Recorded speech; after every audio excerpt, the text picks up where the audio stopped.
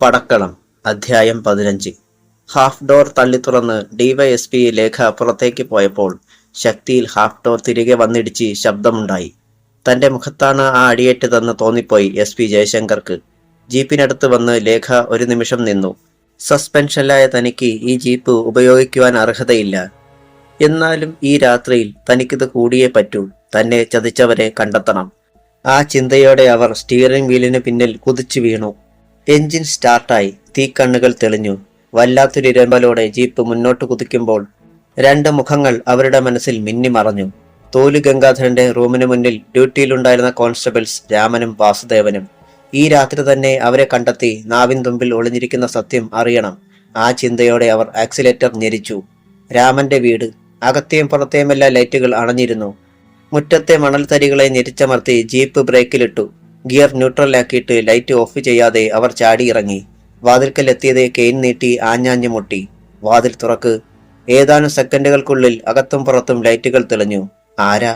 ഒരു സ്ത്രീ ശബ്ദം. ലേഖ. പെട്ടെന്ന് വാതിൽ തുറക്കപ്പെട്ടു. ലേഖ അകത്തേക്ക് കയറി.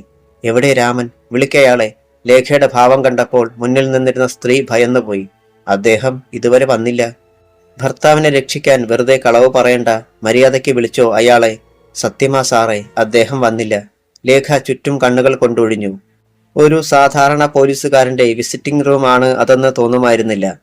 ആ സ്ത്രീയെ അവഗണിച്ച് ലേഖ എല്ലാ മുറികളിലും കയറി ഇറങ്ങി. അമ്പിളി ഭയപ്പാടോടെ പിന്നാലെ ചെന്നു. ഒരു മുറിയിൽ അവരുടെ 2 മക്കൾ ഉറങ്ങിക്കിടപ്പുണ്ടായിരുന്നു. അമ്പിളി പറഞ്ഞത് സത്യമാണെന്ന് ലേഖയ്ക്ക് ബോധ്യപ്പെട്ടു. തൽക്കാലം ഞാൻ പോകുന്നു. നേരം പുലരും മുമ്പ് അയാൾ എന്റെ മുമ്പിൽ വന്നില്ലെങ്കിൽ ഇനി ഞാൻ വരുന്നത് ഇങ്ങനെയായിരിക്കില്ല. അമ്പിളിക്ക് നേരെ വിരൽ ചൂണ്ടി അത്രയും കൂടി പറഞ്ഞിട്ട് ലേഖ തിരിച്ചിറങ്ങി. വാസുദേവന്റെ വീട്ടിൽ ചെന്നപ്പോൾ അയാളും അവിടെ ഇല്ലായിരുന്നു. ഇനി എന്ത് എന്ന ചിന്തയോടെ ലേഖ വന്ന് ജീപ്പിൽ കയറി. പിറ്റേന്ന് പത്രങ്ങളുടെ ലാസ്റ്റ് എഡിഷനിൽ ഡിവൈഎസ്പി ലേഖ തോലു ഗംഗാധരനെ കൊലപ്പെടുത്തി എന്ന വാർത്തയുണ്ടായിരുന്നു. കൂടാതെ മറ്റൊന്നുകൂടി. പാർട്ടി ജില്ലാ പ്രസിഡന്റ് പങ്കജാക്ഷനെ അകാരണമായി ലേഖയുടെ നിർദ്ദേശാനുസരണം പോലീസ് കസ്റ്റഡിയിലെടുത്തു. അത്യാസന്ന നിലയിൽ പങ്കജാക്ഷനും ആശുപത്രിയിലാണ്. ലേഖയ്ക്ക് സസ്പെൻഷൻ. വാർത്ത വായിച്ച പ്രേമചന്ദ്രനും കുടുംബവും തളർന്നിരുന്നു. എന്റെ ഈശ്വര, എല്ലാം വന്ന് നേരെയാകുമെന്ന് കരുതിയിരുന്നതാണ്. ഇനിയിപ്പോൾ തേങ്ങിപ്പോയി അമൃത. നമ്മളെ സഹായിക്കാൻ തോന്നുന്നവർക്കൊക്കെ ഒന്നല്ലെങ്കിൽ മറ്റൊന്നാണല്ലോ സംഭവിക്കുക. വിനയയും പറഞ്ഞു. പ്രേമചന്ദ്രൻ ദീർഘമായി ഒന്ന് നിശ്വസിച്ചു. ലേഖ സാറ് ആയിരിക്കത്തില്ല കൊന്നത്. ആ പങ്കജാക്ഷൻ ആരെ കൊണ്ടെങ്കിലും ചെയ്യിച്ചതാവും. എനിക്കുറപ്പാ. ഋഷി പല്ലുകടിച്ചു. യദുരാമൻ അവനെ കടുപ്പിച്ചൊന്ന് നോക്കി. എന്താ, സത്യം തെളിയിക്കാൻ നിനക്ക് പോകണമെന്നുണ്ടോ? ചോദ്യം ഇഷ്ടപ്പെടാത്ത മട്ടിൽ അവൻ എഴുന്നേറ്റ് പോയി. പെട്ടെന്ന് ഒരു മൈക്ക് അനൗൺസ്മെന്റ് കേട്ടു. നമ്മുടെ നാടിന്റെ പ്രിയപ്പെട്ട യുവനേതാവ് ശ്രീ ഗോപിനാഥിന്റെ അച്ഛനും ബിസിനസ് ചക്രവർത്തിയുമായിരുന്ന ഗംഗാധരനെ പോലീസ് ക്രൂരമായി കൊലപ്പെടുത്തിയ വിവരം വ്യസനസമേതം അറിയിച്ചു കൊള്ളുന്നു. ശവസംസ്കാരം ഇന്ന് വൈകിട്ട് 4 മണിക്ക്. ബാക്കി കേൾക്കുവാനുള്ള ക്ഷമയില്ലാതെ അനൗൺസ്മെന്റ് വാഹനം കടന്നു പോകുന്നതുവരെ യദുരാമൻ കാത് പൊത്തിയിരുന്നു. അല്പം കഴിഞ്ഞപ്പോൾ ഒരു ഓട്ടോ മുറ്റത്ത് വന്നു. എല്ലാവരും നോക്കി. ഓട്ടോ നിർത്തി. ഡ്രൈവർ ഇറങ്ങി. ഇന്ദ്രജിത്ത്. ചിരിച്ചുകൊണ്ട് അവൻ അവരുടെ അടുത്തെത്തി. വിവരങ്ങളെല്ലാം അറിഞ്ഞല്ലോ അല്ലേ? പ്രേമചന്ദ്രൻ ഒന്ന് മൂളി. അവൻ പോക്കറ്റിൽ നിന്ന് ഒരു കവർ എടുത്തു നീട്ടി. ലേഖ സാറ് തന്നു വിട്ടതാ. പ്രേമചന്ദ്രൻ പെട്ടെന്നത് വാങ്ങി. ഇന്ദ്രജിത്തിന്റെ കണ്ണുകൾ വിനയയുടെ മുഖത്ത് പതിഞ്ഞു. അവൾ തല താഴ്ത്തി. ഇത്തിരി അത്യാവശ്യങ്ങളുണ്ട്, എനിക്കുടനെ പോകണം. അവൻ യദുരാമനോടും മറ്റും പറഞ്ഞിട്ട് തിരിഞ്ഞു നടന്നു. അവന്റെ ഓട്ടോ പോയി കഴിഞ്ഞാണ് വിനയ തലയുയർത്തിയത്. പ്രേമചന്ദ്രൻ അപ്പോൾ ആ കവർ വലിച്ചു കീറുകയായിരുന്നു. ഒരു കത്ത്. അയാൾ അത് വായിച്ചു. പ്രേമചന്ദ്രനും അമൃതയും മറ്റും അറിയുവാൻ. എന്റെ കാര്യങ്ങൾ അറിഞ്ഞു കാണുമെന്ന് വിശ്വസിക്കുന്നു. സസ്പെൻഷനിലായ എനിക്ക് നിരപരാധിത്വം തെളിയിക്കാൻ അല്പ ദിവസങ്ങൾ വേണ്ടി വന്നേക്കും. അത്രയും ദിവസങ്ങൾ യാതൊരു പ്രശ്നത്തിലും ഇടപെടരുതെന്ന് ഋഷിയോടും യദുവിനോടും പ്രത്യേകം പറയണം. ഞാൻ ഇല്ലാത്ത അവസരം ശത്രുക്കളും പ്രതീക്ഷിക്കുന്നുണ്ടാവും. ഇങ്ങോട്ട് വഴക്കിന് വന്നാലും എതിർക്കരുത്.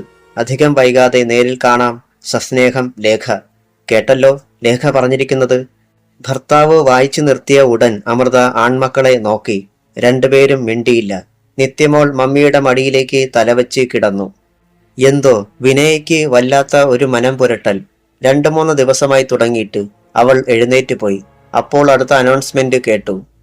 നമ്മുടെ പ്രിയപ്പെട്ട ഗംഗാധരൻ സാറിന്റെ കൊലപാതകത്തിൽ പ്രതിഷേധിച്ച് ഇന്ന് കടകമ്പോളങ്ങൾ അടച്ച് ഹർത്താൽ ആചരിക്കണമെന്നും പട്ടണത്തിൽ നിന്നാരംഭിക്കുന്ന വിലാപയാത്രയിൽ പങ്കുകൊള്ളണമെന്നും എല്ലാ നാട്ടുകാരോടും ഞങ്ങൾ അഭ്യർത്ഥിക്കുകയാണ്.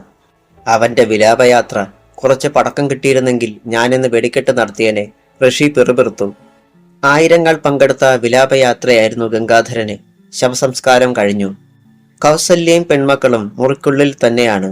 കരഞ്ഞ് പദം പറഞ്ഞും. മുറ്റത്തരികിൽ കസേരയിൽ ഇരിപ്പുണ്ട് ഗോപിനാഥ്.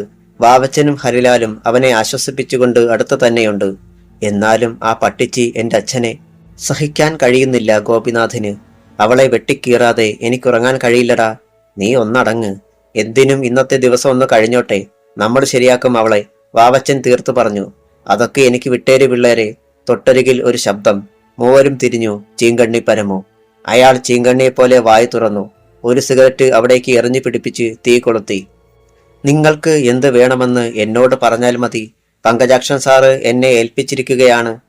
3 പേരുടെയും കണ്ണുകളിൽ മുറ്റത്ത് കെട്ടിയിരുന്ന നീല ടാർപ്പയുടെ നിറം ചേർന്ന പ്രതിഫലനമുണ്ടായി. രാത്രി വന്നു. ക്വാർട്ടേഴ്സിൽ ആന്ത്രാക്സ് ലേഖയും ഭർത്താവ് സനുനാഥും മാത്രമേ ഉണ്ടായിരുന്നുള്ളൂ. കസ്റ്റംസിലാണ് സനുനാഥിന് ജോലി. വിവരമറിഞ്ഞ് ഇന്ന് ലീവെടുത്ത് വന്നതാണ്. മക്കളെ ലേഖ തൽക്കാലം നാട്ടിലേക്ക് അയച്ചിരുന്നു. ഇന്നലെ രാത്രി മുതൽ അനിരുദ്ധനെ ഒന്ന് ലൈനിൽ കിട്ടാൻ ശ്രമിക്കുകയായിരുന്നു ലേഖ. കഴിഞ്ഞിട്ടില്ല. പിന്നീടറിഞ്ഞു SP-യുടെ നിർദ്ദേശാനുസരണം തോലു ഗംഗാധരന്റെ ശവത്തിന് പിന്നാലെയായിരുന്നു അന്ന്. മുറ്റത്തെ ലൈറ്റ് ഓഫ് ചെയ്ത് 2 കസേരകൾ എടുത്തിട്ട് അവയിൽ ഇരിക്കുകയായിരുന്നു ലേഖയും സനുനാഥും. ലേഖയെ ഒരിക്കൽ പോലും ആ മനുഷ്യൻ കുറ്റപ്പെടുത്തിയിരുന്നില്ല. ഒരു വാഹനത്തിന്റെ വെളിച്ചം അടുത്തു വന്നു.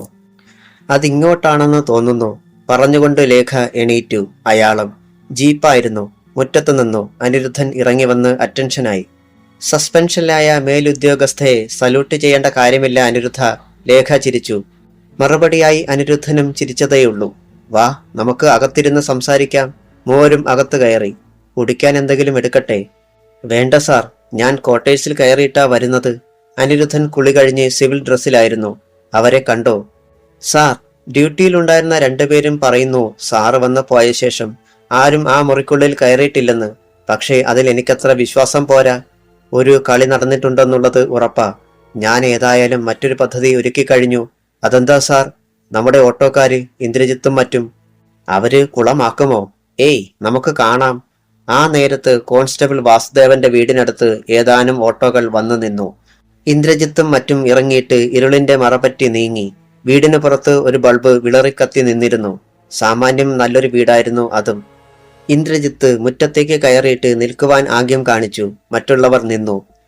ഇന്ദ്രജിത്ത് പെൻസിൽ കുട്ടപ്പനെ മുറ്റത്തിനരികിൽ നിന്നിരുന്ന ടെലിഫോൺ പോസ്റ്റ് ചൂണ്ടിക്കാട്ടി. കാര്യം മനസ്സിലാക്കിയ കുട്ടപ്പൻ പോസ്റ്റിൽ തത്തിക്കയറി വയർ വലിച്ചു പറിച്ചെറിഞ്ഞു. പിന്നെ ശബ്ദം കേൾപ്പിക്കാതെ അവർ വാതിൽക്കലെത്തി. കോളിംഗ് ബെല്ലിൽ വിരൽ അമർത്തി. ഇന്ദ്രജിത്ത് ഒഴികെയുള്ളവർ ഭിത്തിയോട് ചേർന്ന് നിന്നു. ആരാടാ? അകത്തുനിന്ന് വാസുദേവന്റെ ശബ്ദം. ഇവിടുത്തെ ഫോൺ കേടാണോ സാറേ? കിട്ടാഞ്ഞിട്ട് പങ്കജാക്ഷൻ സാറ് അയച്ചതാ എന്നെ. ഉടനെ അകത്ത് ലൈറ്റും തെളിഞ്ഞു. വാതിലും തുറക്കപ്പെട്ടു. ഇന്ദ്രജിത്തിനെ കണ്ടപ്പോൾ വാസുദേവന്റെ നെറ്റി ചുളിഞ്ഞു. നീയാണോ? അവൻ ചിരിച്ചുകൊണ്ട് അകത്തേക്ക് കയറുവാൻ ഭാവിച്ചു. വേണ്ട വേണ്ട, അവിടെ നിന്ന് കാര്യം പറഞ്ഞാൽ മതി. എന്താ സാറേ, അകത്ത് ആരെങ്കിലും ഒളിപ്പിച്ചിരുത്തിയിട്ടുണ്ടോ? ഉണ്ടെങ്കിൽ എന്താടാ? വാസുദേവന്റെ പിന്നിൽ നിന്നായിരുന്നു ആ ശബ്ദം. ഒപ്പം ഒരു മുഖം അവൻ കണ്ടു. അയ്യോ, ഇതാര്? രാമൻ സാറോ? ഞാൻ സാറിനെ കൂടി കാണാനാ വന്നത്. എന്താ പൊറുതിയൊക്കെ ഇങ്ങോട്ട് മാറ്റിയോ? അറിഞ്ഞിട്ട് നിനക്കെന്ത് വേണം? വന്ന കാര്യം പറഞ്ഞേച്ച് പോടാ നായേ. വാസുദേവൻ ശബ്ദമുയർത്തി. അയ്യേ, കാക്കിയില്ലത്തപ്പോഴെങ്കിലും പോലീസ് ഭാഷ മാറ്റിവെക്കരുതോ സാറേ? ഒന്നുമല്ലേലും വീട്ടിൽ വരുന്നവരോടെങ്കിലും. വാസുദേവൻ പല്ലു കടിച്ചു. നീ എന്ന് മേടിക്കും. സാറ് കുടിച്ചിട്ടുണ്ട് അല്ലേ? അതേതായാലും നന്നായി. അതെന്താടാ? ഞങ്ങൾക്ക് ജോലി കുറഞ്ഞിരിക്കും. ഞങ്ങൾക്കോ? അതേ സാറേ. പെട്ടെന്ന് ഭിത്തിയോട് ചേർന്ന് നിന്നിരുന്ന ഡ്രൈവർമാരും വെളിച്ചത്തിലേക്ക് വന്നു. രാമനും വാസുദേവനും അപകടം ബോധ്യമായി.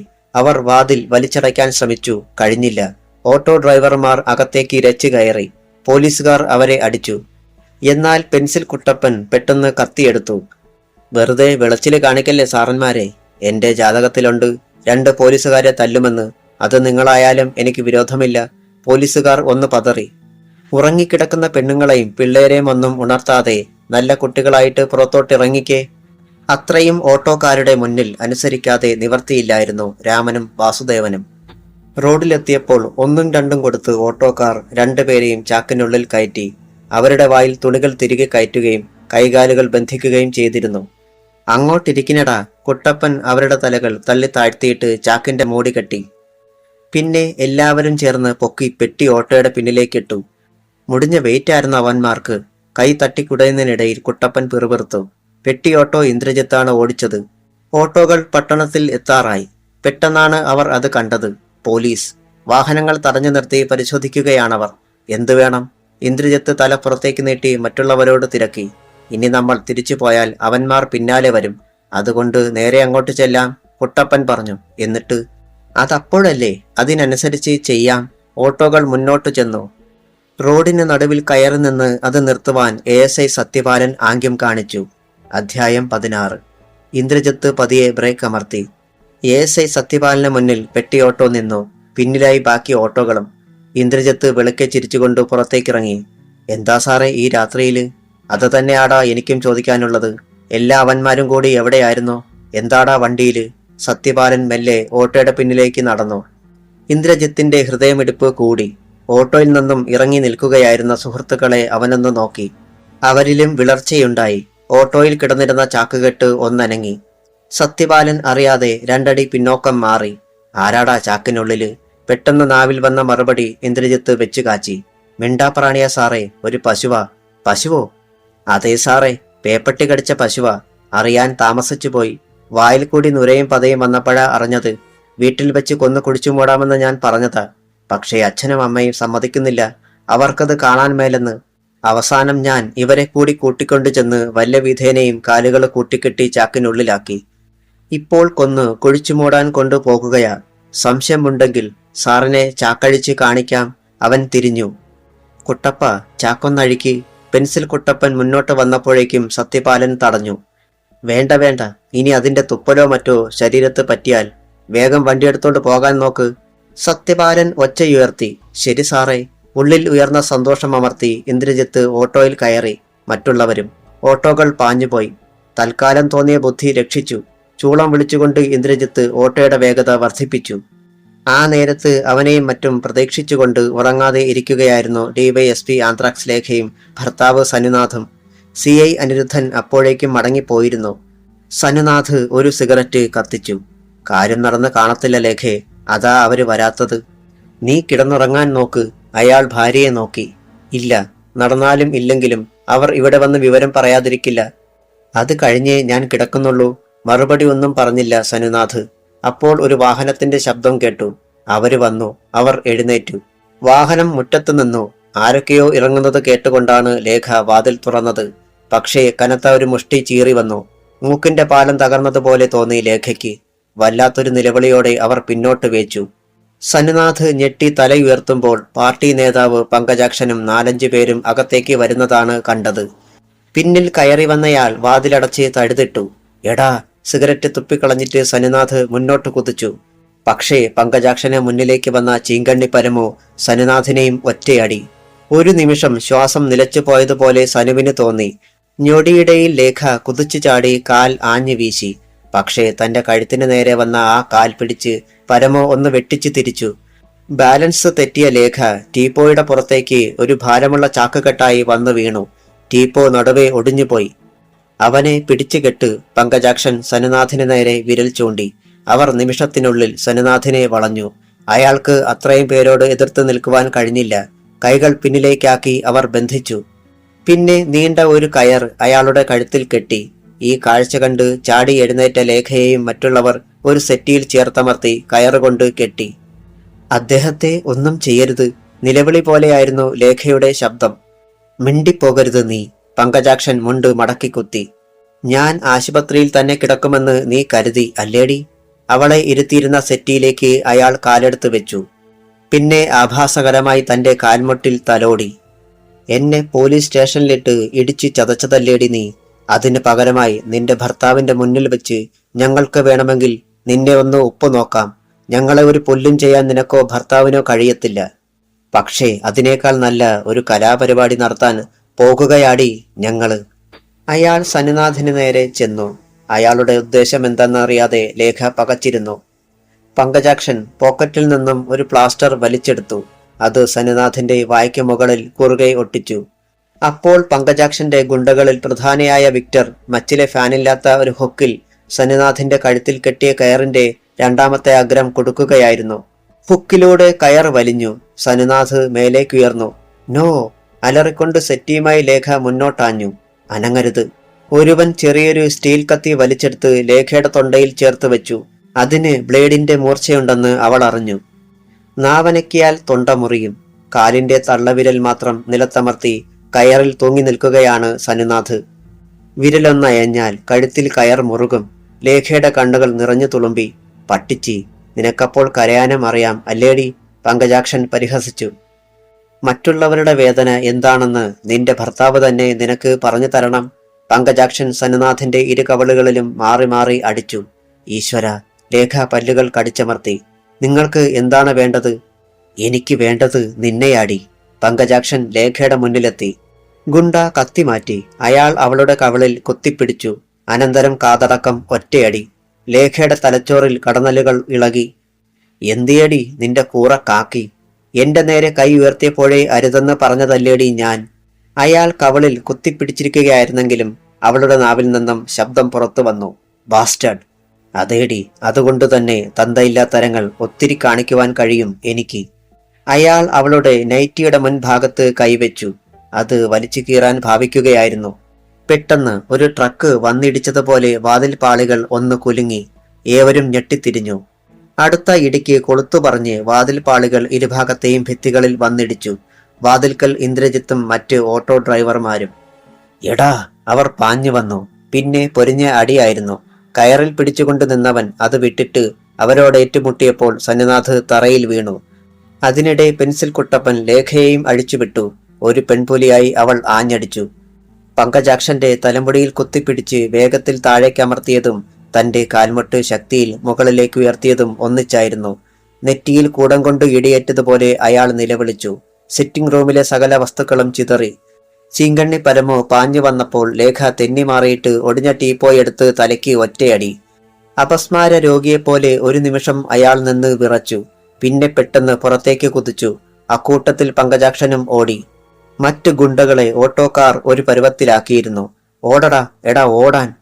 പങ്കജാക്ഷൻ തങ്ങൾ വന്ന ടൊയോട്ടോ കോളിസ് സ്റ്റാർട്ട് ചെയ്തു. പക്ഷേ വണ്ടി മുന്നോട്ട് നീങ്ങിയില്ല. സംശയത്തോടെ അയാൾ തല പുറത്തേക്ക് നീട്ടി. 4 ടയറുകളിലും കാറ്റില്ല. ചിന്തിക്കാൻ നേരമില്ല. വണ്ടി അവിടെ ഉപേക്ഷിച്ചിട്ട് എല്ലാവരും ഇറങ്ങി ഓടി. ലേഖ വേഗം ഭർത്താവിനെ താങ്ങിയെടുത്തു. പ്ലാസ്റ്റർ വലിച്ചു പറിച്ചു. കഴുത്തിലെ കയർ അഴിച്ചുമാറ്റി. ആശുപത്രിയിൽ പോകാം സാർ, ഇന്ദ്രജിത്ത് പറഞ്ഞു. വേണ്ട. പിന്നെ എല്ലാം പെട്ടെന്നായിരുന്നു. സന്നിനാഥിനെ മുറിയിലേക്ക് മാറ്റി. അവന്മാരെ കിട്ടിയോ? ലേഖ ഇന്ദ്രജിത്തിനോട് തിരക്കി. കിട്ടി. അവളുടെ കണ്ണുകൾ തിളങ്ങി. ഏതായാലും തക്ക സമയത്ത് നിങ്ങൾ വന്നത് നന്നായി. മുറ്റത്ത് വണ്ടി കിടക്കുന്നത് കണ്ടപ്പോഴേ അത് പങ്കജാക്ഷന്റേതാണെന്ന് ഞങ്ങൾക്ക് മനസ്സിലായി. അതുകൊണ്ട് ഓട്ടോകൾ ഒഴിച്ചു മാറ്റി ഇട്ടിട്ട് വരികയായിരുന്നു. കോളസിന്റെ കാറ്റും ഞങ്ങളാ അഴിച്ചുവിട്ടത്, ഇന്ദ്രജിത്ത് പറഞ്ഞു. അവന്മാരെ കൊണ്ടുവാ. എന്തോ ഉറപ്പിച്ചതുപോലെയായിരുന്നു ലേഖ. ഇന്ദ്രജിത്തും മറ്റും ഓട്ടോ കിടന്ന ഭാഗത്തേക്ക് പോയി. എല്ലാവരും ചേർന്ന് കൂറ്റൻ ചാക്കുകെട്ട് വലിച്ചിഴച്ചു കൊണ്ടുവന്ന് വിസിറ്റിംഗ് റൂമിലിട്ടു. കുട്ടപ്പൻ വാതിലടച്ച് അതിൽ ചാരി നിന്നു. ചാക്കുകെട്ട് കണ്ട് ലേഖ കണ്ണുമിഴിച്ചു. എന്താ ഇത്? മറുപടി പറയാതെ ഇന്ദ്രജിത്ത് അതിന്റെ കെട്ടടിച്ചു. രാമന്റെയും വാസുദേവന്റെയും തലകൾ പുറത്തേക്ക് നീണ്ടു. എടാ! പാഞ്ഞു ചെന്ന ലേഖ ഇരുവരെയും പിടിച്ചുയർത്തി ഓരോന്ന് പൂശി. പിന്നെ അവരുടെ വായിൽ തിരികിയിരുന്ന തുണികൾ വലിച്ചു നീക്കി. എന്നെ ചതിച്ചിട്ട് രക്ഷപ്പെടാം എന്ന് കരുതി അല്ലേടാ?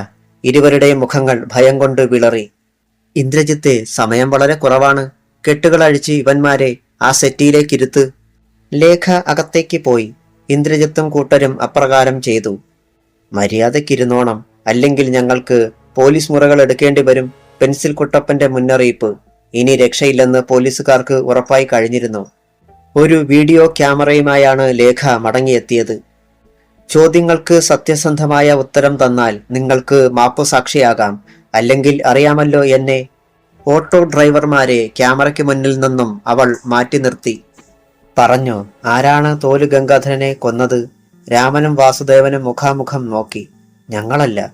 ലേഖ ക്യാമറ ഓഫ് ചെയ്തതും കാലുയർത്തി രാമന്റെ നെഞ്ചിൻകൂട് ലക്ഷ്യമാക്കി ആഞ്ഞു ചവിട്ടിയതും ഒന്നിച്ചായിരുന്നു. തല്ലല്ലേ സാറേ, പറയാം, അയാൾ നിലവിളിച്ചു. എങ്കിൽ പറയടാ. ലേഖയുടെ കണ്ണുകളിൽ തീക്കനലുകളുടെ തിളക്കം അയാൾ കണ്ടു. ക്യാമറ ഓൺ ചെയ്ത് അവർ രാമന്റെ മുഖം ഫോക്കസ് ചെയ്തു. കൊന്നത് ചീങ്കണ്ണി പരമുവ. ലേഖ പിന്നോട്ട് മാറി. ഇനി വിശദമായിട്ട് പറഞ്ഞോ. വാസുദേവനാണ് ബാക്കി പറഞ്ഞത്. ലേഖ സാറ് പങ്കജാക്ഷൻ സാറിനെ ലോക്കപ്പിലാക്കി കഴിഞ്ഞ് SP ജയശങ്കർ സാറ് ഞങ്ങൾക്ക് ഫോൺ ചെയ്തിരുന്നു. ചീങ്കണ്ണി പരമോ അവിടെ വരുമെന്നും ഗംഗാധരന്റെ മുറിയിലേക്ക് കയറ്റി വിടണമെന്നും പറയാൻ. കുറച്ചു കഴിഞ്ഞപ്പോൾ അയാൾ വന്നു. ഞങ്ങൾ കയറ്റിവിട്ടു. പറഞ്ഞു കഴിഞ്ഞ് വാസുദേവൻ തലകുനിച്ചിരുന്നു. ലേഖ ക്യാമറ ഓഫ് ചെയ്തു. പിന്നെ മുന്നോട്ട് കുതിച്ച് ഇരുവരുടെയും തലകൾ കൂട്ടിപ്പിടിച്ച് ഒറ്റയിടിയായിരുന്നു. അവരുടെ തലയ്ക്കുള്ളിൽ കൊള്ളിയാൻ മിന്നി. എന്നെ ചതിച്ചിട്ട് രക്ഷപ്പെടാമെന്ന് കരുതി അല്ലേടാ? അവളുടെ അപ്പോഴത്തെ ഭാവം കണ്ട് അവർ നടുങ്ങിപ്പോയി. ഇന്ദ്രജിത്തെ വിളിച്ചതും ലേഖ ആ പോലീസുകാരെ ഡ്രൈവർമാർക്കിടയിലേക്ക് വലിച്ചെറിഞ്ഞു. എല്ലാം രഹസ്യമായിരിക്കണം. കൊണ്ടുപോ ഇവന്മാരെ. കോടതിയിൽ ഹാജരാക്കുമ്പോഴും ജീവനോടെ ഇവരുണ്ടാകണം. ശരി സാറേ. പഴയതുപോലെ അവരെ ബന്ധിച്ച് വായിൽ തുണിയും തിരുകി വീണ്ടും ചാക്കിനുള്ളിലാക്കി. എന്നാൽ ഞങ്ങൾ ഇറങ്ങുക. ശരി. അവർ ചാക്കുകെട്ട് വലിച്ചു കൊണ്ടുപോയി ഓട്ടോയിൽ കയറ്റി. ഇന്ദ്രജിത്ത് പെട്ടി ഓട്ടോ മുന്നോട്ടെടുത്തപ്പോഴേക്കും ഒരു തീപ്പന്തം ഇരുളിൽ തിളങ്ങി. അത് പാഞ്ഞു വന്ന് ഓട്ടോയിൽ പതിച്ചു. ഒരു നിമിഷം പെട്രോളിൽ തീ പിടിച്ചതുപോലെ ഓട്ടോയെ ഒരു അഗ്നിമല പൊതിഞ്ഞു. അധ്യായം 17. ഒരു ഞെട്ടൽ. ഹൃദയത്തിൽ അമിട്ട് പൊട്ടിയതുപോലൊരു പിടച്ചിൽ. ഇന്ദ്രജിത്തിന് ആദ്യം ഉണ്ടായത് അതാണ്. അപ്പോഴേക്കും ഓട്ടോയെ അഗ്നി പൊതിഞ്ഞു കഴിഞ്ഞിരുന്നു. ഞൊടിയിടയിൽ അവൻ പുറത്തേക്ക് ചാടി. റോഡിൽ വീണ് ഓടയിലേക്ക് ഉരുണ്ടുപോയി. കത്തുന്ന പെട്ടിയോട്ടോ തനിയെ മുന്നോട്ടോടി. ചാക്കിനുള്ളിൽ കിടന്ന് വാസുദേവനും രാമനും മരണവെപ്രാളത്തോടെ പിടയുന്നുണ്ടായിരുന്നു. പിന്നാലെ വന്ന ഓട്ടോകൾ ബ്രേക്കിട്ട് നിന്നു. ഡ്രൈവർമാർ ചാടിയിറങ്ങി ഈ കാഴ്ച നോക്കി നിന്നു. അല്ലാതെ അവർക്ക് ഒന്നിനും കഴിയുമായിരുന്നില്ല. ഓടയിൽ നിന്ന് ഇന്ദ്രജിത്തും പിടഞ്ഞെണീറ്റു. മുന്നോട്ടു പോയ പെട്ടി ഓട്ടോ ഒരു മരത്തിലിടിച്ചു നിന്നു. അതിൽ നിന്നും തീപ്പൊരികൾ മുകളിലേക്ക് ഉയർന്നു. പെട്ടെന്ന് ഭയങ്കരമായ ശബ്ദത്തോടെ ഓട്ടോയുടെ പെട്രോൾ ടാങ്ക് തകർന്നു.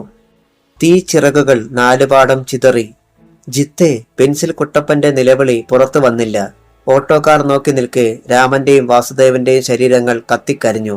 വായുവിൽ മാംസം കരിയുന്നതിന്റെ ഗന്ധം നിറഞ്ഞു. തലയ്ക്ക് കൈകൊടുത്തുകൊണ്ട് ഇന്ദ്രജിത്ത് റോഡിൽ കുത്തിയിരുന്നു. 2 ജീവനുകൾക്ക് താൻ ഉത്തരം പറഞ്ഞേ പറ്റൂ എന്ന യാഥാർത്ഥ്യം അവനെ നടുക്കി. ഓട്ടോയിൽ കയറുമ്പോൾ പെട്രോളിന്റെ ഗന്ധം അനുഭവപ്പെട്ടിരുന്നത് അവൻ ഓർത്തു. കാര്യമാക്കിയിരുന്നില്ല.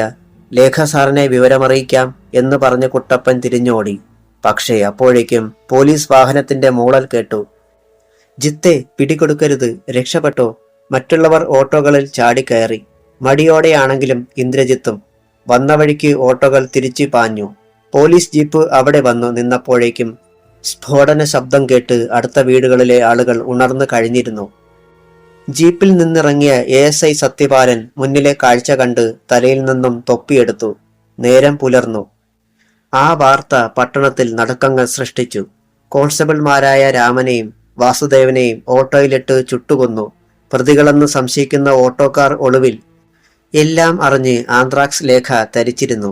ഉണ്ടായതെന്താണെന്ന് അവർക്ക് മനസ്സിലായില്ല.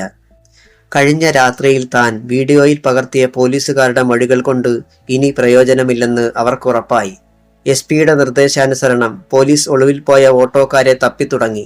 അവരുടെ വീടുകളിലുള്ള സ്ത്രീ പുരുഷന്മാരെ മുഴുവൻ ചോദ്യം ചെയ്തു. പക്ഷേ ഒരറിവുമില്ല. ഇതെല്ലാം കണ്ടും അറിഞ്ഞും പങ്കജാക്ഷനും ചീങ്കണ്ണി പരമവും ആനന്ദിക്കുകയായിരുന്നു. ഏതായാലും നിനക്കാ ബുദ്ധി തോന്നിയതാ പരമുവേ, നന്നായത്. പങ്കജാക്ഷൻ അയാളെ അഭിനന്ദിച്ചു. പട തോറ്റിടത്തേക്ക് ഒരിക്കൽ കൂടി മടങ്ങിപ്പോകാനും വെന്റിലേഷനിലൂടെ എല്ലാം കാണാനും അറിയാനും സാധിച്ചതിനാലുമാണ് അത്തരത്തിൽ പോലീസുകാരെ തട്ടാനും ഓട്ടോക്കാരെ പ്രതികളാക്കാനും സാധിച്ചത്. പരമോ ചീങ്കണ്ണിയെപ്പോലെ പല്ലിളിച്ചു. തീർന്നില്ല പ്രസിഡന്റെ, തുടങ്ങിയിട്ടേ ഉള്ളൂ ഞാൻ. എന്തു വേണമെന്ന് പറഞ്ഞാൽ മതി, ബാക്കിയൊക്കെ ഞാൻ ഏറ്റു. അയാൾ പങ്കജാക്ഷൻ കൊടുത്ത ഒരു കെട്ട് നോട്ട് കീശയിൽ തിരുകി. 1-2 ദിവസങ്ങൾ അങ്ങനെ പോയി. ഇതിനിടെ പങ്കജാക്ഷന്റെ നേതൃത്വത്തിൽ SP ഓഫീസ് മാർച്ച് നടന്നു. തോലു ഗംഗാധരന്റെ കൊലയാളി ആന്ത്രാക്സ് ലേഖയെ എത്രയും വേഗം അറസ്റ്റ് ചെയ്യുക, അതായിരുന്നു ആവശ്യം. SP ജയശങ്കർ ഇറങ്ങി വന്നു. കുറ്റക്കാർക്കെതിരെ കർശന നടപടികളുണ്ടാകും, നിങ്ങൾക്ക് വിശ്വസിക്കാം, അയാൾ ഉറപ്പുകൊടുത്തു. എന്ന് പറഞ്ഞതുകൊണ്ട് മാത്രം പ്രയോജനമില്ല സാറേ. അടുത്തയാഴ്ച അസംബ്ലി കൂടുകയാ. അവിടെ ഇതൊരു തീക്കാറ്റാവും. അതിനു മുമ്പ് ലേഖയെ അറസ്റ്റ് ചെയ്യണം, പങ്കജാക്ഷൻ തീർത്തു പറഞ്ഞു. ജയശങ്കർ ചിന്തയോടെ തലകുലുക്കി. ആ പകലും പോയി. ഡിവൈഎസ്പി ലേഖ CI അനിരുദ്ധനിൽ നിന്നും കാര്യങ്ങളെല്ലാം അറിയുന്നുണ്ടായിരുന്നു. തന്നെ അറസ്റ്റ് ചെയ്യുവാൻ ഉന്നതങ്ങളിൽ നീക്കം നടക്കുന്നു എന്നറിഞ്ഞപ്പോൾ അവരുടെ മുഖം വിളറി. നിരപരാധിത്വം തെളിയിക്കാൻ ഒരു മാർഗം കണ്ടിരുന്നെങ്കിൽ താൻ കാരണം പാവം ഓട്ടോക്കാരും കുടുങ്ങി. ലേഖയ്ക്ക് കുറ്റബോധം തോന്നി. അവരെ തന്റെ ആവശ്യത്തിനായി വലിച്ചിഴക്കരുതായിരുന്നു. അവൾ സനുനാഥിനോട് കാര്യങ്ങൾ ചുരുക്കി പറഞ്ഞു. ഞാൻ നോക്കിയിട്ട് ഇനി ഒരേയൊരു മാർഗമേ കാണുന്നുള്ളൂ. ജിജ്ഞാസയോടെ ലേഖ അയാളുടെ വാക്കുകൾക്കായി കാതോർത്തു. ചീങ്കണ്ണി പരമു, അവനാണല്ലോ ആ കൃത്യം ചെയ്തത്. അവനെ പൊക്കണം. സത്യങ്ങൾ തുറന്ന് പറയിച്ചിട്ട് അനിരുദ്ധൻ വഴി അകത്താക്കിക്കണം. ആ ബുദ്ധി കൊള്ളാമെന്ന് തോന്നി ലേഖയ്ക്കും. രാത്രി വൈകിയാണ് ബാറിൽ നിന്ന് പരമു ഇറങ്ങിയത്. തന്റെ ബൈക്കിൽ കയറി പട്ടണത്തിന്റെ മാറു പിളർന്ന് അയാൾ ബൈക്ക് പായിച്ചു. വർക്ക്ഷോപ്പിന് പിന്നിൽ തന്നെയാണ് വീടെങ്കിലും മാതാപിതാക്കളുമായി പൊരുത്തത്തിലല്ലാത്തതിനാൽ അയാൾ വർക്ക്ഷോപ്പിൽ തന്നെ ഒരു കട്ടിലിട്ട് കിടക്കുകയാണ്. ബൈക്ക് വർക്ക്ഷോപ്പിന് മുന്നിൽ നിന്നു. അയാൾ ഇറങ്ങി ലൈറ്റ് തെളിച്ചു. എഞ്ചിൻ അഴിച്ചുമാറ്റിയ ബൈക്കുകൾ അസ്ഥികൂടങ്ങൾ പോലെ തോന്നിച്ചു. അടുത്ത മുറിയിലേക്ക് അയാൾ കയറി. പലക കൊണ്ട് മറച്ച ചെറിയ മുറി. ലൈറ്റ് തെളിഞ്ഞു. മുഷിഞ്ഞ ഷീറ്റ് ചുരുണ്ടുകൂടി കിടക്കുന്ന ഒരു കട്ടിൽ. ഒരു ഭാഗത്ത് സ്പെയർ പാർട്സുകളും മറ്റും. വേഷം മാറാതെ തന്നെ അയാൾ കട്ടിലിലേക്കിരുന്നു. അപ്പോൾ പുറത്തെ ലൈറ്റ് അണഞ്ഞു. പണ്ടാരം. ബൾബ് പിന്നെയും വായ്ക്കരിയിട്ടു. തുടർന്ന് അയാൾ ബൾബ് കമ്പനിക്കാരെ തെറി വിളിച്ചു. പെട്ടെന്നാണ് വാതിൽ കടന്ന് ഒരാൾ അകത്തേക്ക് വന്നത്. അടഞ്ഞു പോകുന്ന കൺപോളകൾ ബന്ധപ്പെട്ട് വലിച്ചു തുറക്കുന്നതിനിടയിൽ പരമു അലറി. ഏത് നാറിയാടാ? അവിടെ ശബ്ദം മുറിഞ്ഞു.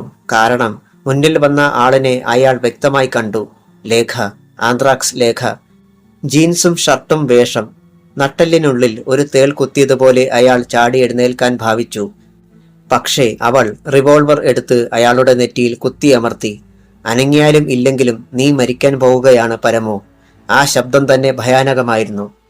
കണ്ണുകൾ മിഴിച്ച് അയാൾ കട്ടിലിൽ മലർന്ന് കിടന്നുപോയി. അനങ്ങിയാൽ ലേഖ കൊല്ലാൻ മടിക്കില്ലെന്നുറപ്പായി.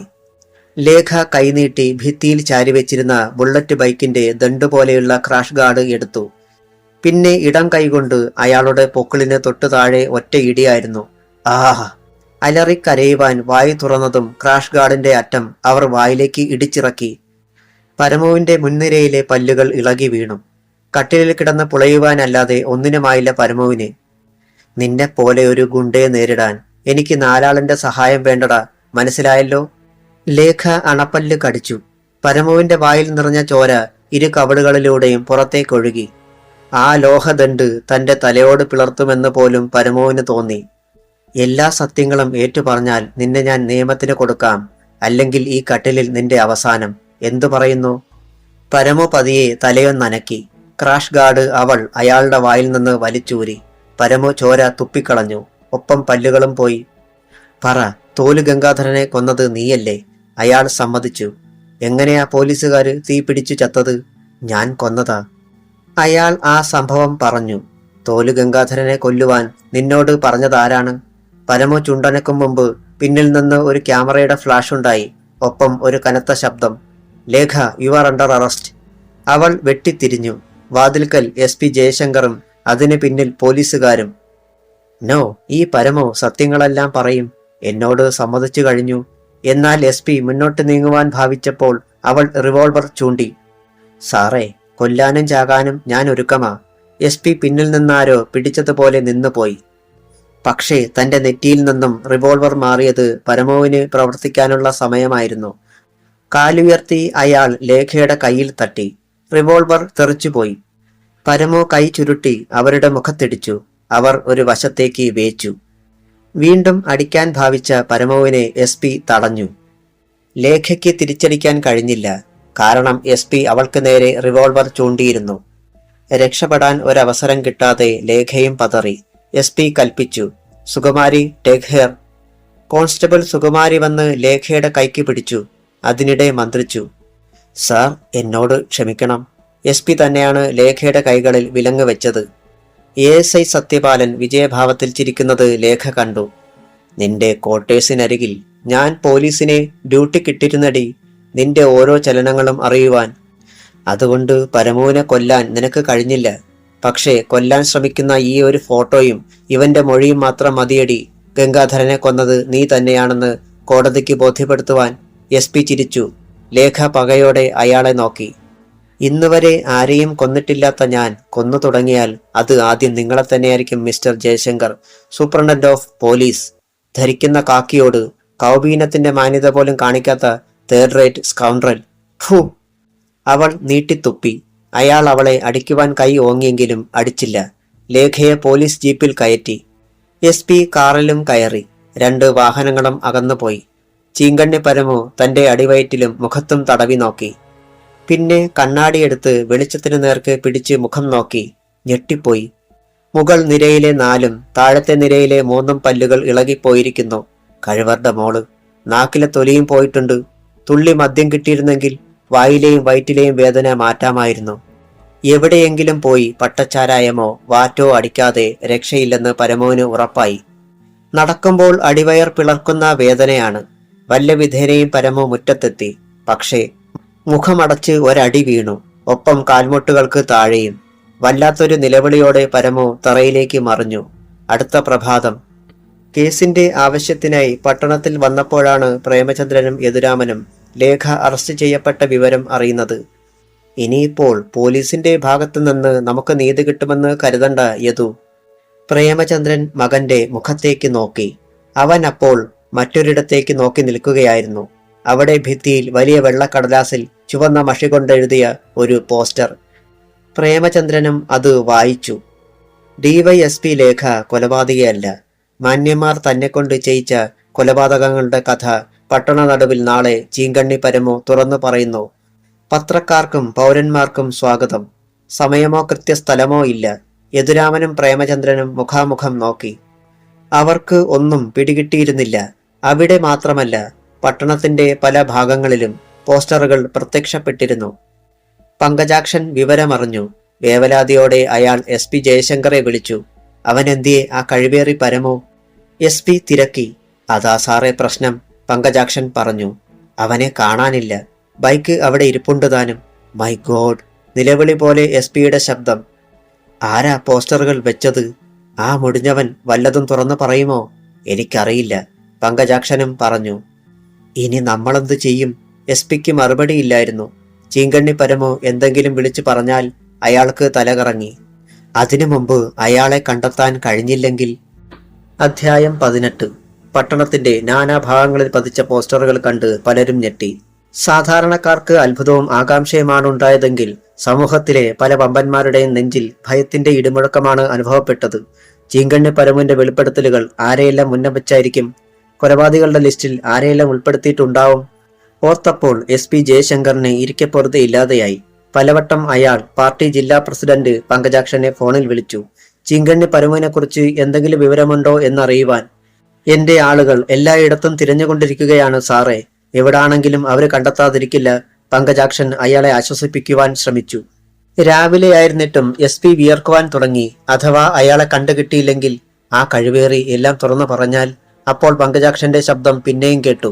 SP സാറ് അത്യാവശ്യമായി ഒരു കാര്യം ചെയ്യണം. ഒരു മുൻകരുതൽ എന്ന നിലയ്ക്ക് പറയൂ. ആന്ത്രാക്സ് ലേഖയെ കോടതിയിൽ ഹാജരാക്കി റിമാൻഡ് ചെയ്യിക്കണം. അല്ലെങ്കിൽ നമ്മുടെ കയ്യിൽ പെടും മുമ്പ് പരമോ വല്ലതും വിളിച്ചു പറഞ്ഞാൽ, അവൾ നിരപരാധിയാണെന്ന് അറിഞ്ഞാൽ ജനം ഇളകും. ജനങ്ങൾക്കിടയിൽ അവൾക്ക് നല്ല മതിപ്പാ. ജയശങ്കർ അമർത്തിയൊന്ന് മൂളി. ചാർജ് ഷീറ്റൊക്കെ തയ്യാറാക്കി വെച്ചിരിക്കുകയാണ്. ഇനി അവളെ കോടതിയിലേക്ക് കൊണ്ടുപോയാൽ മതി.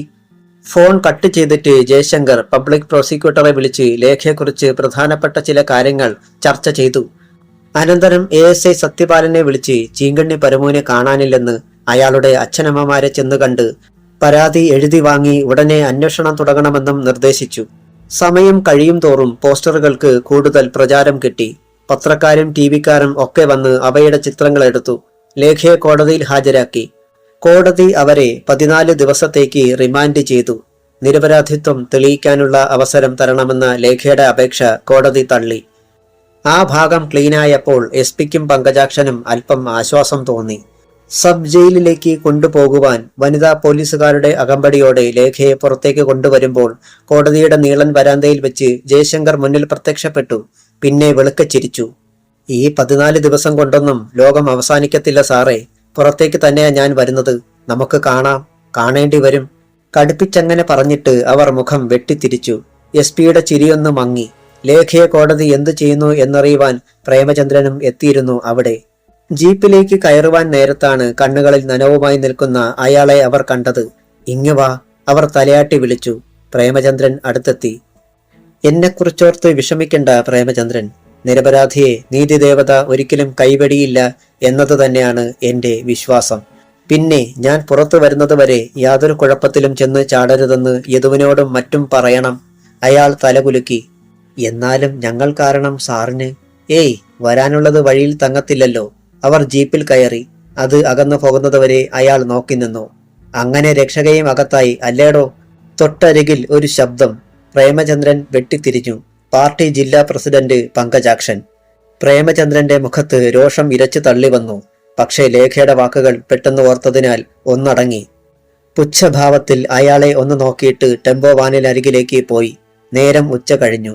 വെണ്ണിലാമറ്റം കവലയിൽ നിന്നും ഇടത്തേക്ക് തിരിഞ്ഞ് ഒരു പോലീസ് ജീപ്പ് മുന്നോട്ട് കുതിച്ചു. ടാർ ചെയ്യാത്ത റോഡായിരുന്നതിനാൽ പൊടിപടലങ്ങൾ ഇളകി. ഓട്ടോ ഡ്രൈവർ ഇന്ദ്രജിത്തിന്റെ വീടായിരുന്നു അവരുടെ ലക്ഷ്യം. റോഡിനിരുവശത്തും റബ്ബർ തോട്ടങ്ങളാണ്. കയറ്റം കയറി നിരപ്പായ വഴിയിലെത്തി വണ്ടി നിന്നു. ജീപ്പിലിരുന്നു കൊണ്ട് ASI സത്യപാലൻ ആ വീടിന് നേർക്ക് നോക്കി. ഓലമേഞ്ഞ ചെറിയൊരു വീട്, വെട്ടുകല്ലുകൾ കൊണ്ടുണ്ടാക്കിയ സിമന്റ് തേക്കാത്ത ഭിത്തി, വാതിൽ തുറന്നു കിടക്കുകയായിരുന്നു. ജീപ്പിൽ നിന്ന് ASIയും 4 പോലീസുകാരും ഇറങ്ങി ഇന്ദ്രജിത്തിന്റെ വീട്ടിലേക്ക് നടന്നു. സത്യപാലൻ മുറ്റത്ത് നിന്നെന്ന് മുരടനക്കി. ആരെയും പുറത്തേക്ക് കണ്ടില്ല. അയാൾ തിണ്ണയിലേക്ക് കയറി. ഇവിടെ ആരുമില്ലേ? ആരാ? ഒരു സ്ത്രീ ശബ്ദം. തുടർന്ന് പാവാടത്തുമ്പിൽ കൈ തുടച്ചുകൊണ്ട് ഒരു യുവതി പുറത്തേക്ക് വന്നു. എന്നാൽ തൊട്ടുമുന്നിൽ പോലീസ് ഉദ്യോഗസ്ഥനെ കണ്ട് തീപ്പൊള്ളലേറ്റതുപോലെ അവൾ പിന്നോട്ട് മാറി. നിൽക്കടി അവിടെ. തറയിൽ ഉറച്ചു പോയതുപോലെ അവൾ നിന്നു. അപ്പോഴേക്കും 2 പോലീസുകാർ വീടിന്റെ പിന്നിലെ വാതിൽക്കൽ എത്തിക്കഴിഞ്ഞിരുന്നു. സത്യപാലൻ അവളെ അടിമുടി നോക്കി. കൊള്ളാം, നേരത്തെ വന്നപ്പോൾ ഇത്രയും ശ്രദ്ധിക്കാൻ കഴിഞ്ഞിരുന്നില്ല. 10-18 വയസ്സ് വരും. നല്ല വെളുത്ത നിറം. ശരീരം മെലിഞ്ഞതാണെങ്കിലും അവയവ മുഴുപ്പുണ്ട്. പാവാടയും ഇറക്കമുള്ള ബ്ലൗസും വേഷം. കൊത്തി വലിക്കുന്നത് പോലെയുള്ള അയാളുടെ നോട്ടം കണ്ടപ്പോൾ അവളൊന്ന് ചൂളിപ്പിടഞ്ഞു. എന്താടി നിന്റെ പേര്? രേണുക. അവളുടെ ശബ്ദം ചിലമ്പിച്ചിരുന്നു. ഇവിടെ മറ്റാരുമില്ലേടി? അച്ഛനും അമ്മയും അനിയനും ഒരു കല്യാണത്തിന് പോയി. നിന്റെ മറ്റൊരാങ്ങളയുണ്ടല്ലോടി, ഓട്ടോക്കാരൻ. അവനെന്തിയേ? അറിയില്ല സാറേ. 2-3 ദിവസം മുമ്പേ ഇവിടെ വന്നിട്ട് പോയതാ. ASI കനപ്പിച്ചെന്ന് മൂളി. പിന്നെ അകത്തേക്ക് കടന്നു. രേണുക ഭീതിയോടെ ഒരു ഭാഗത്തേക്ക് മാറി നിന്നു. സത്യപാലൻ മുറികളിൽ കയറി ഇറങ്ങി. കട്ടിലിനടിയിലും അടുക്കളയിലുമൊക്കെ കണ്ണുകൾ കൊണ്ടൊഴിഞ്ഞു. ഒരിടത്തും ഇന്ദ്രജിത്തിനെ കണ്ടില്ല. നീ ഇങ്ങോട്ട് വന്നേടി, അകത്തെ മുറിയിൽ നിന്നുകൊണ്ട് അയാൾ വിളിച്ചു. അവൾ ഒന്നുകൂടി ഞെട്ടി. എടി വരാൻ. അറിയാതെ കാലുകൾ ചലിച്ചുപോയി. വാതിലുകളിൽ പോലീസുകാർ കാവൽ നിന്നു. രേണുക മുറിയിലേക്ക് കാൽ വെച്ചതും അയാൾ ആ കൈക്ക് പിടിച്ചൊറ്റ ഏറായിരുന്നു. എതിർഭാഗത്തെ കട്ടിലിലാണ് അവൾ ചെന്ന് വീണത്. അവിടെ നിന്നും എഴുന്നേൽക്കാൻ കഴിയും മുമ്പ് സത്യപാലൻ തൊട്ടടുത്തെത്തി. എഴുന്നേൽക്കണ്ടടി. എഴുന്നേൽക്കണമെങ്കിൽ ഞാൻ പറയാം. അല്ലെങ്കിൽ ഞാനും കൂടി നിന്റെ കൂടെ കിടക്കാം കുറെ നേരം. സാറേ, ഞാനൊരു പാവമാ. എന്നെ ഉപദ്രവിക്കരുത്. അവൾ കൈകൂപ്പി. ആ കണ്ണുകൾ 2 അരുവികൾ തീർത്തു. ശ്രമിക്കാം, പക്ഷേ എന്നോട് സത്യം മാത്രമേ പറയാവൂ. ഇന്നലെ രാത്രിയിൽ ഇവിടെ എത്തിയ ഇന്ദ്രജിത്ത് എപ്പോഴാടി മടങ്ങിയത്? ഏട്ടൻ വന്നില്ല സാറേ. കഴിവേണ്ട മോളെ, കള്ളം പറയുന്നോ? അയാൾ അവളുടെ മുഖം പിടിച്ചുയർത്തി ഒറ്റയടിയായിരുന്നു. അയ്യോ, അവൾ അലറിക്കരഞ്ഞു. കൊല്ലുന്നേ. വായടക്കടി. അയാൾ അവളുടെ കവളിൽ കുത്തിപ്പിടിച്ചു. പിടിച്ചു നിർത്തിയതുപോലെ നിലവിളി നിന്നു. അയാളും കട്ടിലിൽ ഇരുന്നു. സത്യം പറഞ്ഞില്ലെങ്കിൽ നിന്റെ ഈ വസ്ത്രങ്ങൾ ഓരോന്നായി ഞാൻ വലിച്ചു കീറും. അയാളുടെ കൈ തന്റെ ബ്ലൗസിന് നേരെ നീണ്ടു വന്നപ്പോൾ അവൾ അല്പം നിരങ്ങി മാറി. ഞാൻ പറയാം സാറേ. മിടുക്കി. എന്നാൽ പറഞ്ഞോ. ഏട്ടൻ വന്നിട്ട് അപ്പോൾ തന്നെ മടങ്ങി. എന്തു പറഞ്ഞിട്ടാണവൻ പോയത്? ഏട്ടൻ നിരപരാധിയാണെന്നും താമസിയാതെ സത്യം പുറത്തു വരുമെന്നും. സത്യപാലന്റെ കണ്ണുകളിൽ ഒരു തിളക്കം പാറി വീണു. എന്തോ ചിന്തിച്ചുകൊണ്ട് അയാൾ തല കുലുക്കി. ഇപ്പോൾ അവൻ എവിടെയുണ്ട്? അത് പറഞ്ഞില്ല. അയാൾ അവളുടെ തോളിൽ കൈവച്ചു. പൊള്ളിയതുപോലെ അവൾ പിടഞ്ഞു. മണപ്പള്ളിക്ക് പടിഞ്ഞാറ് ഒരു പാടത്തിൻകരയിൽ എവിടെയോ ആണ്. ആളില്ലാതെ കിടക്കുന്ന ഒരു വീട്ടിൽ. മിടുക്കി. അയാൾ അവളുടെ കവളിൽ അരുമയോടെ തലോടിക്കൊണ്ട് എണീറ്റു. പിന്നെ അല്പനേരം അവളെ അടിമുടി ഒന്ന് നോക്കി നിന്നു. ഏട്ടനെ കിട്ടിക്കഴിഞ്ഞിട്ട് ഞാൻ നിന്നെ പൊക്കിക്കോളാം. വാതിൽക്കലെത്തിയ അയാൾ പോലീസുകാരെ നോക്കി. ഒരു തുമ്പ് കിട്ടിയിട്ടുണ്ട്. വേഗം SP സാറിനെ വിവരം അറിയിക്കണം.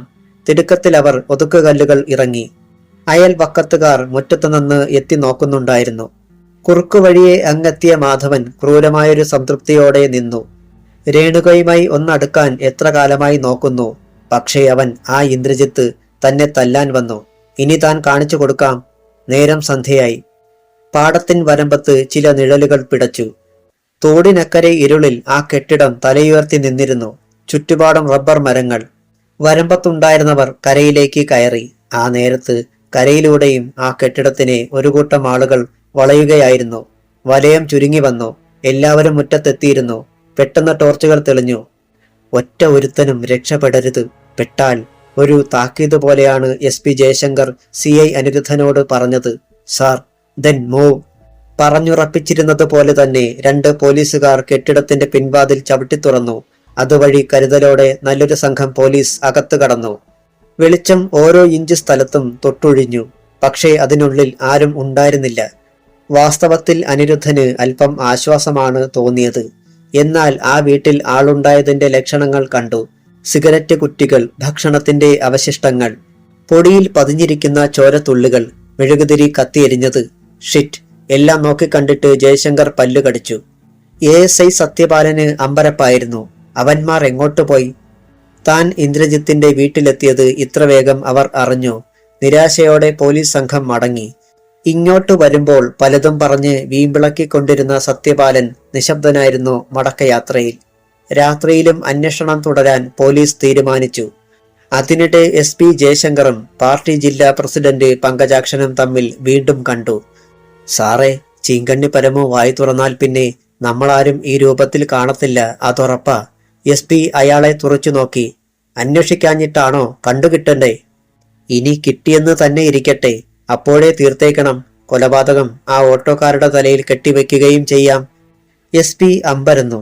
അതിന് അവരാണ് അവനെ കൊണ്ടുപോയത് എന്നുള്ളതിന് തെളിവൊന്നുമില്ലല്ലോ. ഇല്ലെങ്കിൽ ഉണ്ടാക്കണം. വാസ്തവത്തിൽ ഓട്ടോക്കാര് നമ്മൾക്കൊരു തലവേദനയാ. അതുപോലെ തന്നെയാ ഇപ്പോൾ പരമവും. അവൻ വായി തുറന്നാൽ. SP ചിന്തയോടെ തലയാട്ടി. അടുത്ത ദിവസം വന്നു. പോലീസിന് ഓട്ടോക്കാരെ കുറിച്ചോ പരമോവിനെ കുറിച്ചോ യാതൊരു വിവരവുമില്ലായിരുന്നു. ജില്ലാ സ്റ്റേഡിയത്തിൽ അന്ന് സംസ്ഥാന സ്കൂൾ യുവജനോത്സവത്തിന്റെ ഉദ്ഘാടനമായിരുന്നു. മുഖ്യമന്ത്രി പങ്കെടുക്കുന്ന ചടങ്ങാണ്. കനത്ത പോലീസ് സന്നാഹം. സ്റ്റേഡിയം ആളുകളെ കൊണ്ട് നിറഞ്ഞു. ഉദ്ഘാടനത്തിന്റെ ഭാഗമായുള്ള സാംസ്കാരിക ഘോഷയാത്രയും സ്റ്റേഡിയത്തിലെത്തി. പലതരം കലാരൂപങ്ങൾ, ഫ്ലോട്ടുകൾ, പ്രച്ഛന്ന വേഷം. 2 പേർ ചേർന്ന് ഒരു കുതിരയുടെ രൂപത്തിൽ. 5 കുതിരകൾ. കുതിരയുടെ തലയും തുണി കൊണ്ടുണ്ടാക്കിയ രൂപവും. അതിനുള്ളിൽ 2 പേർ വീതം. എല്ലാവരെയും ആകർഷിച്ച ഇനമായിരുന്നു അത്. അസൽ കുതിരകൾ പോലെ. ക്ഷണിക്കപ്പെട്ട അതിഥികൾ വേദിയിലേക്ക് വരികയാണ്. കുതിര കളിക്കാർ വേദിക്ക് മുന്നിലെത്തി. പോ ഇനി പുറത്ത്. പോലീസുകാർ അവരെ ഓടിക്കാൻ ശ്രമിച്ചു. എന്നാൽ ഒരു കുതിര സ്റ്റേജിലേക്ക് ചാടിക്കയറി. പോലീസിന് തടയാനായില്ല. പെട്ടെന്ന് ആ കുതിരയുടെ തുണിക്കുപ്പായം അഴിഞ്ഞു വീണു. ചീങ്കണ്ണി പരമു! ഞെട്ടലോടെ ജയശങ്കർ മന്ത്രിച്ചു. വേദിയിലേക്ക് വരികയായിരുന്ന പങ്കജാക്ഷനും അത് കണ്ട് കിടുങ്ങി. ജനങ്ങൾക്കിടയിൽ ഒരാരവമായി അത്. കാരണം ചീങ്കണ്ണി പരമുവിന്റെ കഴുത്തിൽ കത്തി ചേർത്ത് പിടിച്ചുകൊണ്ട് ഓട്ടോ ഡ്രൈവർ ഇന്ദ്രജിത്ത്. ബാക്കി ഭാഗം നാളെ.